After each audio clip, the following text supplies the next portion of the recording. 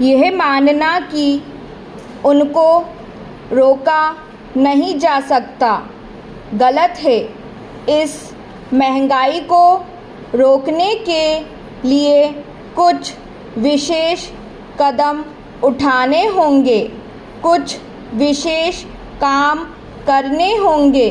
एक विशेष चीज़ जो इस बजट में आई है और जो घबराहट पैदा करने वाली है, यह है कि देश की पैदावार तो बढ़ रही है, देश का विकास तो हो रहा है, लेकिन इसके साथ ही साथ देश में बेकारी बढ़ रही है और ख़ास तौर पर पढ़े लिखे लोगों की बेकारी बढ़ रही है। लोगों का बेकार होना खतरनाक चीज़ है। हमारी स्वतंत्रता के बाद शायद यह पहला अवसर है जब हमारी स्वतंत्रता के ऊपर एक आघात हुआ है और हम जिस प्रकार अपनी स्वतंत्रता की प्राप्ति के बाद अपना सर्वस्व बलिदान करने के लिए तैयार थे, उसी प्रकार इस समय भी हमें तैयार होना होगा। माननीय प्रधानमंत्री जी के मत से मैं सर्वथा सहमत हूँ कि यह एक ऐसा अवसर है जिस अवसर पर कि इस देश की प्रतिनिधि संस्था जो यह लोकसभा है, उसे इस संविधान में अपनी स्पष्ट राय देनी है और उस राय को देने के बाद हमें उस राय के अनुसार सरकार जो भी कार्रवाई करे उसमें सरकार को पूरा सहयोग भी देना है।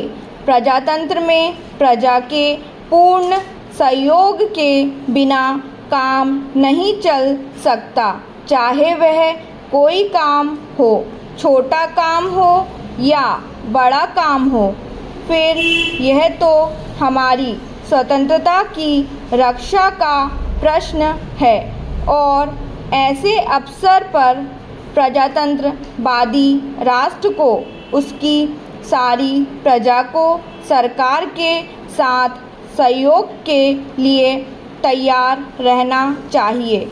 मैंने यह बात कई बार कही है और मैं फिर इसे दोहराना चाहता हूँ कि अनेक ऐसी बातें हैं जिनमें कि भिन्न भिन्न राजनीतिक दलों के होते हुए भी सब राजनीतिक दल मिलजुल कर काम कर सकते हैं। यह एक ठीक इसी प्रकार का अवसर है।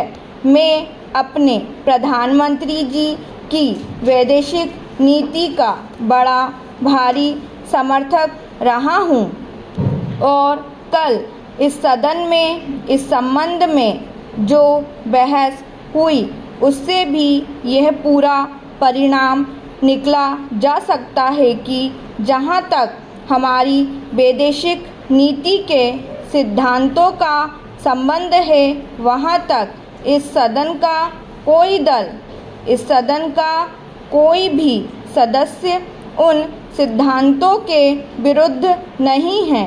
कल मैंने बड़े ध्यान से अपने साम्यवादी दल के नेता का भाषण सुना। उन्होंने यह कहा कि मूल प्रश्न हमारी मूल नीति के समर्थन का है